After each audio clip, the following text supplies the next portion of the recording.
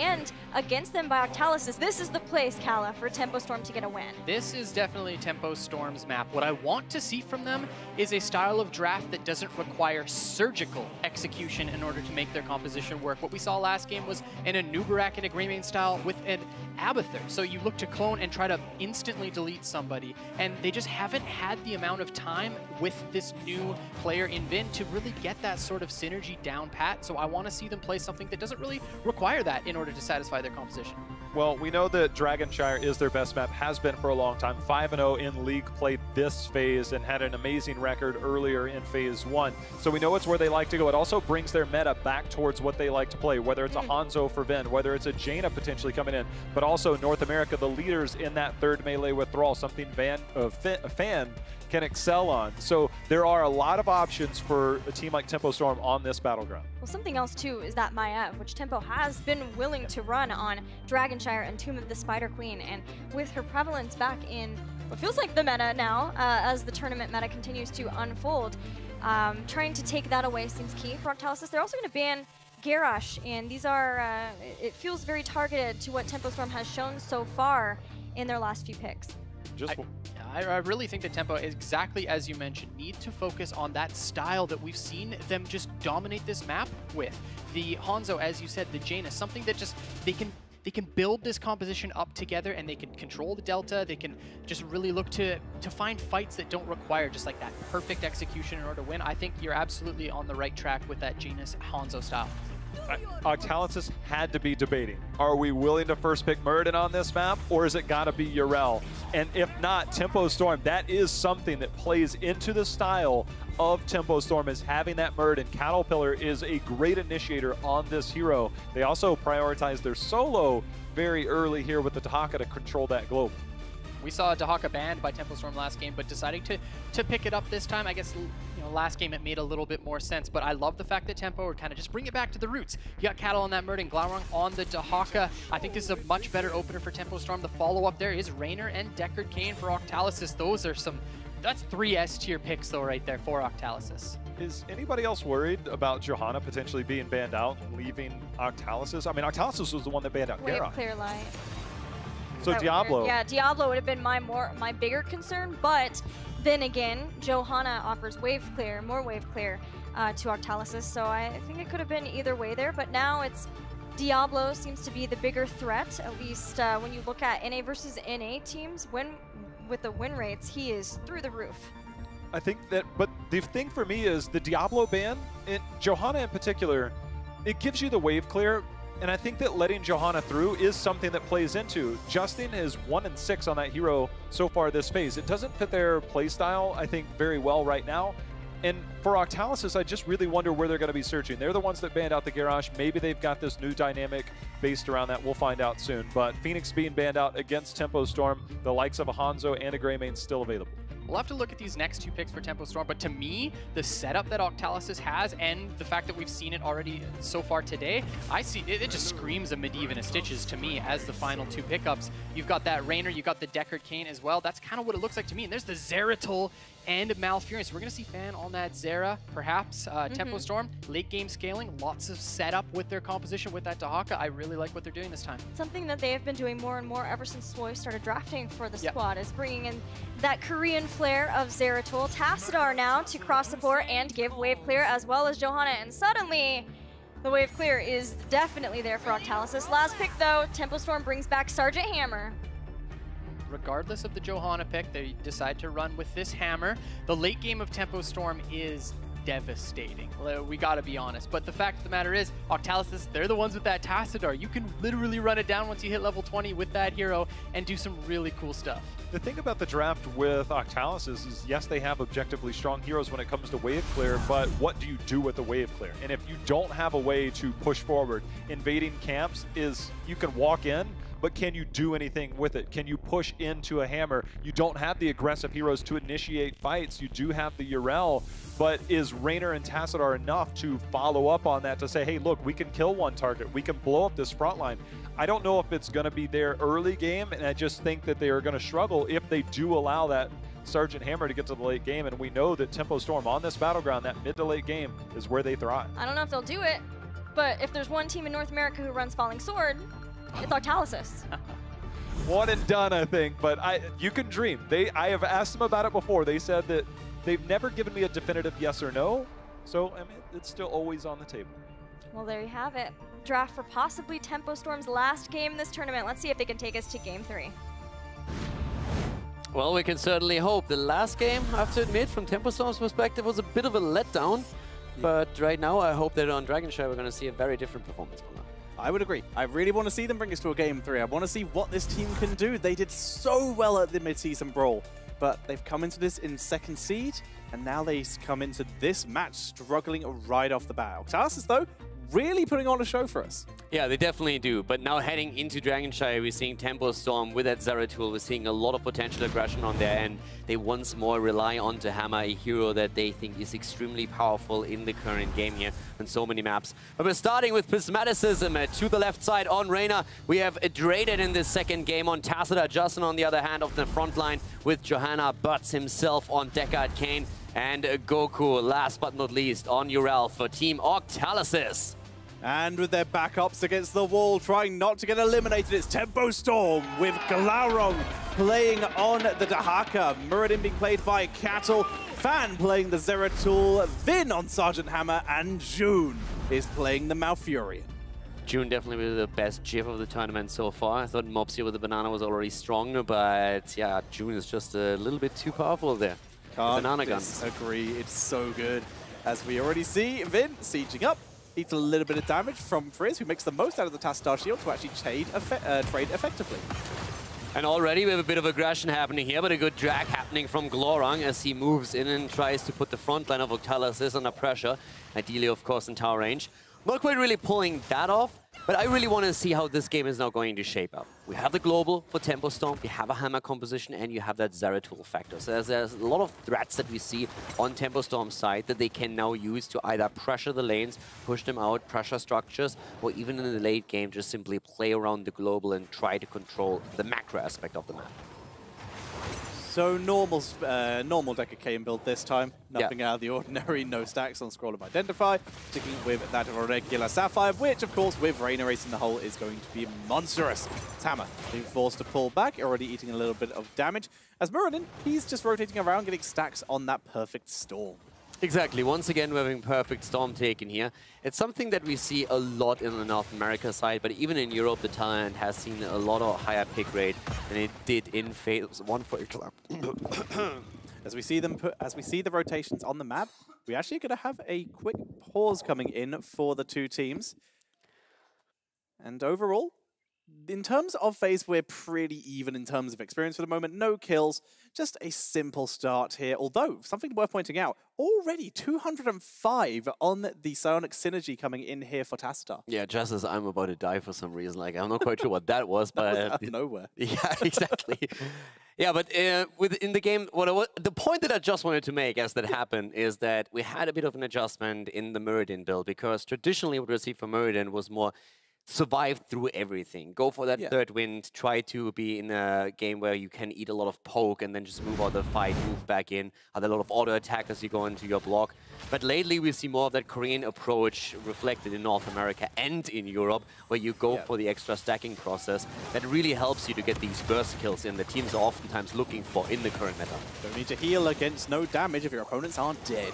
As Cattle, the extra damage, he dives straight for the backline. Surprise Glaurung looking for buds, and that's going to be first blood. Well executed, but a good route from Deckard Kane looking for the turnaround as Cattle's getting chased down. Cattle barely moving away here, and the important part is that Tempo Storm, with that move, they have to get a kill. It's absolutely mandatory. The main problem is, if you move Dehaka down to the bot lane in that situation, Ural is going to get top lane value. Now, Zeratul took over the position then to at least get that experience, but now we're seeing Glaurung just trying to defend the middle for as long as possible, as we have Tempo Storm starting to take the control of the shrines to pressure our Octalysis. They get the double, but we already know there was at least for a while 2 heroes in that mid area, so Glaurung does not attempt. Meantime, though, this is our Goku to rotate up to the top lane, where he will reclaim that for Octalysis. And of course, one of the things that's also important to note here is that when we're looking over to Tassadar, the level 4 choice for him, the extra armor, and that is making Yrel nearly unkillable right now. Yeah. So oftentimes with any kind of Tassadar composition, the main argument is of course that you're traditionally looking towards an auto attacker, and Reyna fits that bill perfectly. But the question is always, do you go into the extra life leech or do you want to play around armor? And with Tracer, most of the time, you're looking for the extra life leech, which gives her more freedom and self-sustain. Yep. But with everyone else, especially when you have a front line that needs some extra sustain, you want to go for armor so that you can be a little bit more flexible of where you provide that shield and who you keep alive. And that especially applies with Reyna, because most of the teams that face a Reyna composition, the answer has been burst him and kill him instantly. And that extra armor can really help to prevent that. Speaking of armor, Vin using the armor and the Unstoppable for his siege tactics to remove a lot of the CC that Octalysis have been throwing at him. So Vin right now has been doing a fantastic job staying alive and keeping the pressure piled on to keep control of this bottom shrine in favor of Tempo Storm. Tempo Storm is of course looking especially towards that late game. We heard that from the analysis desk already earlier. It's not only so much that you open up the map for the Haka to have more of an impact, you're already looking towards Zeratul and the level 16 damage output that he can bring with his cleave build. And that is especially for team fights just so potent. So that's something where Tempo Storm would be absolutely happy to trade evenly into the later stage of the game against their opponent. Justin puts a little bit of pressure onto Fan, but Fan pulls back without too many issues. Cattle's here for the reinforcements just in case as well. You see the double channel coming in for Tempo Storm. This is going to be a delayed recapture here as Glaurung will be able to contest in the top lane against Yrel, but it won't be for long. Yeah. And there's no chance at the moment with the great delays by Justin and Braided that mid will be captured, although pretty low health on that Johanna. Yeah, Johanna's still Iron Skin available and could move out from it and popped that at the last moment before Muradin can get another stun in there. But as we see at the top, Goku wins the lane against Glaurung, and that's something that you will always see with Yrel here. But all the horses down at the bottom, Prismaticism is in trouble, and that's exactly that burst that we've been talking about. The lockdown as Muradin jumps in, the follow-up by June with the roots, and that is the end of Jimmy. Nice moves, nice body blocks for the Muradin, picking up their second kill of the game. It's slow, it's methodical, it's Tempo Storm, and currently they're in the lead. And one of the problems was that Tassadar wasn't there, so you can't provide that extra shield. Octalysis' strength lies in the foreman. As long as that is together, they can get a lot of power out here. But the problem really remains, once Tempo Storm themselves get a drop on anyone on the side of Octalysis, they have the burst damage output that can really help them to confirm such a kill. Fan picks up the mercenary camp for his team. As right now, level 10 is the name of the game for both these teams. Neither want to pick up a Dragon Knight yet. And with level 10 so close, you will see the focus shift onto maybe kills, maybe rotations, maybe holding lanes and grabbing experience, as opposed to keeping control of those shrines. I mean, the big advantage of Octalysis right now is really that Yrel is just winning that one-on-one at the top lane pretty handily. Goku has, with that hero, everything you need as a solo lane on Dragonshire. The mobility to jump on the other side and control the shrine, catching the experience. If that wasn't the case, if that was a losing matchup for Octalysis, they would be in a horrible spot right now, and it's already bad enough as is, because Tempo Storm's foreman is dominating the bottom lane, especially with that level 10 now. Double Siege Time Camp pushing in, an easy 4 to be taken, eliminating the fallback points for Octalysis. The blue team is struggling a lot here. Making the most out of that timing on the level 10, using the napalm for the clear. Very nice job here. Vin has been pretty uncontested in the spot lane. There's been very few reactions so far. Nice use of siege tactics. Good Tassadar shield, though, giving Priz a pretty decent trade. Nice stun by Muradin. They're going to look for the blow-up. Prismaticism kites back, though. And the Lornado gets the escape route, but now Vin is in danger as Justin is trying to lock him down, and Goku's powering up. Goku is moving in from behind, going for Fan, but the Void Prison is there, and it is perfect. The chase is still on, though, as Octalysis is moving in, but Glaurung moves to the middle and takes the Dragon Knight. For starters, that was such a fantastic Void Prism. Yes, that it was beautiful. And for second, a beautiful quick reaction by Glaurung, and we're going to see Tempo Storm's lead extend. I mean, let's be honest, if he doesn't catch both of the heroes with the Void Prison, if he misses one of them, he's dead immediately. So that was perfectly done by Fan. And in the meantime, Glaurung could grab the Dragon Knight, and that is now going to give them even more experience. Structures falling at the top. The rest of the team with Sergeant Hammer pushing through the middle, and Tempo Storm is just getting more and more infrastructure in this game. From wall will get taken out here. Oh, all the way around. Trying to do it. Dragon Knight trying to do its best Varian impression. as we will see it right now. It's going to go down, but they've grabbed several towers, pretty much all the towers that are available to them on the map. And Hammer has already begun work on this middle four. Going to begin kiting back. Lornado completely denied by Siege Tactics. Boost and boop. And that is a great retreat by Tempo. And that was a very, very weird blast shield there. That didn't hit. Trying to aim for Zeratul, but that would only hit dead air. So all of a sudden, Octalysis burning the cooldowns. Tempo Storm going straight for Reyna. But Reyna this time surviving, at least for now. Trying to turn it around against Cattle, who jumped in deep and doesn't have an escape available. But the cooldown comes back online and allows him to move out, as Vin on Hammer just has free reign throughout the entire duration of the team fight. Prismaticism just got all the healing. He got the shields, he got the heals, and that kept him alive through that burst. But like you said, the fight is still, zone-wise at least, there were no kills traded, but zone-wise completely won by Tempo Storm because of that Hammer. I mean, to be honest, if that blast shield doesn't whiff, if he connects it, they have a really good chance of getting a kill here. And you can really tell that once they keep Reyna alive, if he is able to get that fight or flight in, and we're having the armor coming through, everybody's zoning for them, the Tacita shield, as long as he survives, they are in a decent spot in these team fights, and that's kind of what they want to play. But they have to also contest with the Haka in the late game, where we will see that global just playing into the hands of Tempo Storm. And up to this point, Tempo Storm has really used that advantage very nicely, and it's reflected when you look at the minimap, the 4 taken out in the bot lane, the towers that have been taken on, and once again we're fighting over the camp. Isolation on Johanna, but she is just tanking through it. Lornado is good, but Glaurung's able to wrap around the side, but he's still leaving a lot of damage here as Cattle is also being forced to retreat. Both the front line are being removed as Glaurung gets taken out. 4-man Void Prison, but the kill is still happening because, as you said, there is no follow-up. The Haka down, and this shows you pretty much that in those close quarters, Octalysis just reigns supreme. You have Hyperion, you have by now also the quest completed on Tacita's level 1. On 16, we will see even more of the AoE control through him having Deep Sonic Echo and being able to cast the second Storm. Then you have, of course, the blinds of Johanna, the zone controls with Deck Arcane. This was a really bad spot to fight for Tempo Storm. That was one of those worst-case scenarios. You don't want to fight in that particular choke point. That was very rough, but right now, Tempo Storm, they're still in control. They still have a lead. They have all of their forts. Bot fort is down for Octalysis. Their entire front walls are taken out on both top and mid. As Tempo, they look to try and make the most out of their advantage and try and isolate Goku, but Goku already pulling back. He now has his allies near him, so he can make the most of that gift to the Naru if they wanted to take another team fight. But they should at least, and in fact they are, waiting for Johanna. Yeah, I'm currently a little bit worried about 5 versus 5 setups for Tempo Storm, because so far they've only used that Void Prison to disengage from fights. It was never really to set anything up.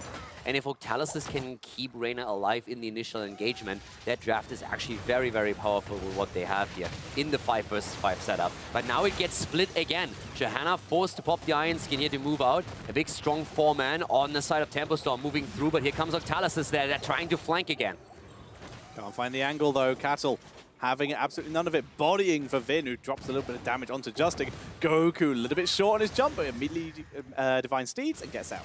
Yeah, he was expecting Fan to move a little bit more aggressively forward and try to anticipate that.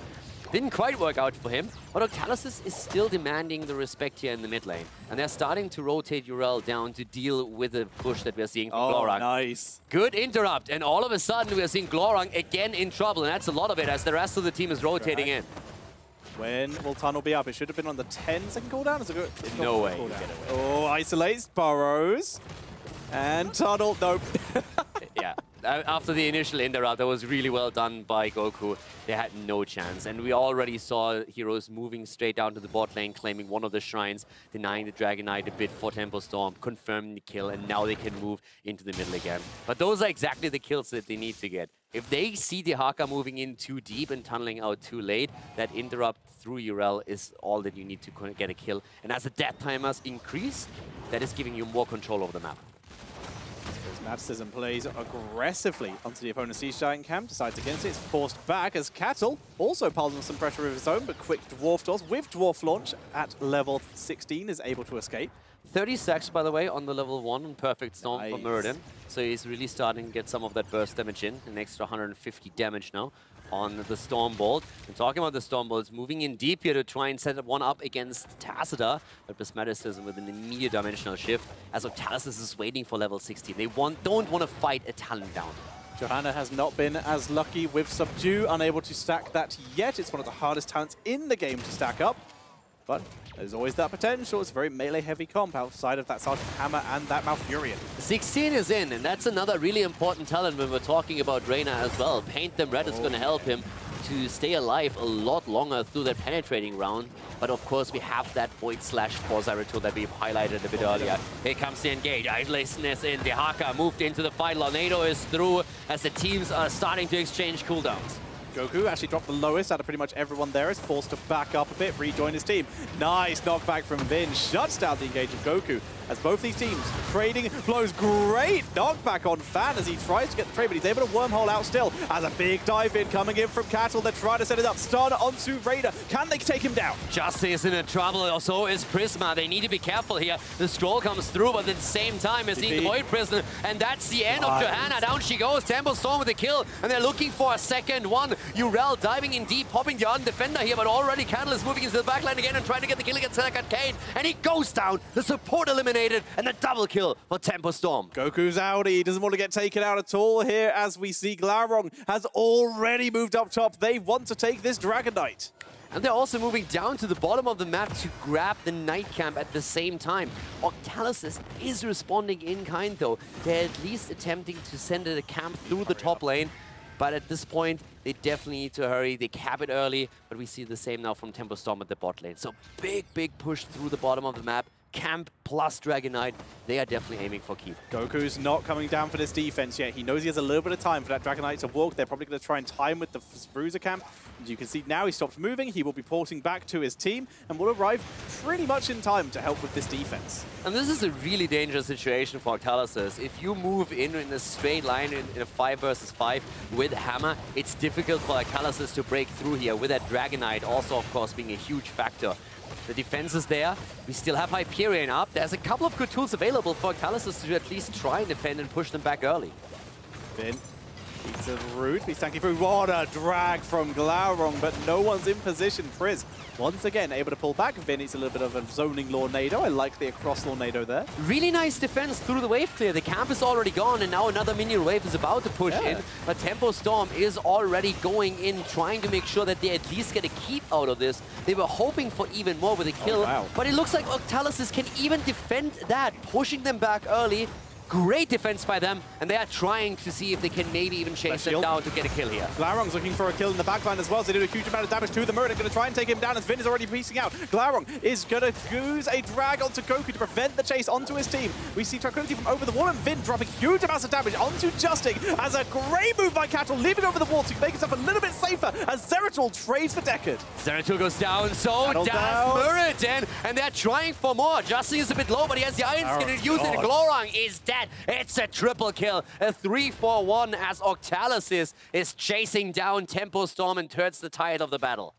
That 3-for-1 is such a big deal, and more importantly, the surviving keep as Octalysis, that camp they took earlier, the clutch foresight, do not the best wave clear there with Malfurion as this push begins. This is absolutely perfect for Octalysis. The lane pushed out, the keep nearly reached, they're breaking through the wall with 3 heroes down, there's no one to stop them. Octalysis pushing in for keep and glory, Vin in the back doing his best to push them back as long as he can, but he needs to be careful that it doesn't fall. They will have to give this one up. June self-roots just in case Goku decided to dive him. Very smart, but in this case Goku is too focused on this keep, which has been acquired. Team Octalysis with the first keep of the game. And Octalysis is now also ahead in experience. Oh, yes. Again, they turned it around once more. Level 20 is so close for them, and the next Dragon Knight is going to be active in 25 seconds. There's a good chance for them to try and force a fight around Storm Talent advantages. Another fort might actually go down here. We see them move in with level 20. Get out of there, Cattle. He does not want any of that as that camp is stolen away. Now with double Siege Giants, that bottom fort goes down, and it's now all about clearing out this lane, because otherwise that could be pressure on yet another keep. We talked about Glaurung, we talked about his Dehaka in the late game, and this is really where he can make all the difference in this game. With level 20 is now available for Octalysis, and soon They're going to be there for Tempo Storm too. This is the moment where you're trying to get the most out of your global. But a big push through the bot lane with the Hyperion now moving in. Another attempt by Octalysis to get something out of that talent advantage and to aim for keep number 2. That was superb siege tactics. Block the Blessed Shield. That's such a big deal here. A big engage heroic of Octalysis was burned. And with 20 on life for Tempo, there is no better time than the present. Good dodge on the counter engage. Cattle getting focused down the Lordonator was zoning him away as the arrow from behind is doing crazy damage to Prismaticus. Oh, good VP as they focus down Prismat, but they're not able to finish him off Fan with great wormholes back and forth in the fight. Reyna is down, and that's the main damage, and he's not the only one. Justin actually gets popped on his 20. Here comes Indestructible, but he's about to get dropped too. He's down, and so is Decker. A triple kill as we're seeing Cattle jumping deep. The Stormball connects, and there's the next kill. Tassada is down, and Tempo Storm is looking fantastic here at the late game, trying to get the DK and already working on the keep at the bot lane. They are going for game here. They can maybe do it as Yrel is trying to delay the Dragonite. In the meantime, though, Yrel, she will delay the Dragonite for a while, but her core is going down. You're against a hammer, dude, as we see this core beginning to burn. A back and forth from start to finish here in the game. Octalysis is looking strong towards the end, but Tempo Storm with that quad kill able to push them down. Tempo moving in, Goku doing his best, but the Dragonite is on the way as we see Tempo Storm on their way to victory. Game number 2 ends in favor of the red team as we have a tie in this best of 3. Very nicely done by Tempo Storm, bringing it back, bringing it to a tie. That was one of the closest games we have had in this entire tournament, back and forth, all the way. But it only took one beautiful siege tactics by Vin, and then note the knowledge of Tempo Storm to know the exact time for the counter engage, exactly when the main engage was on, exactly as they hit level 20. It was timing to perfection. A much more confident Tempo Storm. The draft was stronger and the team fights much more coordinated. Very close indeed, as we saw Octalysis fighting back in so many team fights, but this is definitely what we expected from this series. All right, let's send you guys over to break it down. It is our analysis stats. An extremely close game between Team Octalysis and Tempo Storm, one that Octalysis may have been able to win. It was about as close as it could get, but being caught where Prismaticism could not receive all the survivability tools that have worked for Octalysis in previous fights seemed to be just enough for Fan to get that kill, Kala. I don't think a game could have really gotten much closer than that. That really just ended up being one team fight where Octalysis were positioned in a poor spot that really just spelled the end for themselves. Tempo Storm definitely looked a lot more comfortable with this style of draft compared to the last game, but still not the Tempo Storm that we're used to seeing. I think that you hit the point right there, is that comfortability on their style of drafting, and I hypothesized on maybe Murden should have been the first pick, because when you give that up to Cattle, oh, he makes plays, and speaking of plays, we got one we can look at, because it's all about the playmaking potential. Caldor pointed out the amount of damage that was able to be had, and you know, it's not often you take a look at the tank battle. Obviously, it's going on down here in the bot lane on the Shrine while the rest of the fight goes on. So as we move forward, you can see Cattle will continue his focus here on Justin. Nice roots that kind of go and zone out here against this team. And so Cattle just keeps the pressure. I got to get a different tool here. There we go. And so now all of a sudden Justin's health bar incredibly low as he continues to go forward. And Cattle sitting on 13 and 16 has playmaking potential like crazy. Earlier there was an isolation used here, and it's not often we see the tank focus. There's a lot going on, don't get me wrong, but we'll continue to play this through because it's all about, can Justin stay alive? He ended up using a Blessed Shield just to buy time. The minute that goes out, all of a sudden you've got Murden living in your backline. And when you have Murden post 13 and 16, and he ended up going the Dwarf launch at 16 for that extra range, you're still like, okay, now what do we do? You get on top of the Rainer, all of a sudden he's slowed on his autos and he can't do anything. So we move forward, and I'm not gonna lie, man, some of these plays by Glaurung in the early part of last game and this game would look rough, but this fight in particular, and then of course that game-winning fight kind of really played in. And we'll keep an eye on Glaurung as he comes back in, because Cattle is living on top of the backline. You cannot escape the clutches of Cattle, and of course we will see Glaurung come in here in just a moment as Justin comes in. He's just trying to zone, and now you get the VP. And that is all she wrote, is Cattle and team collapse on that. It's team coordination, don't get me wrong. They are calling targets in this, but it's just due to the fact that when Cattle's on Muradin, he just obliterates people. And post-late game, post-13 and 16, for a hero like Muradin in the clutches of Caterpillar, it's just a matter of I'm living in your backline and there's nothing you can do about it. That's kind of one of the kills. And it speaks to the play style that is different from what we saw in game 1 versus game 2 as that goes through. But for them to have Muradin there, and I said maybe they should first pick Muradin for Octalysis. They went with Yarel. And I think that Muradin pick was the difference maker for Caterpillar and Tempo Storm. You have a final thought on that game before we go to commercial? I just think that Tempo Storm just need to play that same style of drafting. It just looks more like their normal style compared to what we saw in Braxis. Yes, Braxis is a different style of map entirely, but if they're able to just stick with this more standardized drafting and just stick with their game plan and just be proactive, I think they can do well. Same thing for Octalysis, though. Wasn't 100% positive about the Johanna pickup, but it honestly just ended up in a last team fight there that spelled the end of the game, and if we can get another game like that, I think it's just going to be awesome. I mean, there was the one Blessed Shield miss, but also there was a lot of survivability. There, he maybe stayed on that shrine and took a bit too much poke before, but other than that, though, just the control that Octalysis had, I mean, they were able to save their keep when it seemed almost impossible, and not having the catapults was a problem for Tempo Storm. So I think it's anyone's series. We unfortunately have to go to a commercial break, but as soon as we get back, we'll have the epic conclusion to the series and find out who moves on in the Western Clash.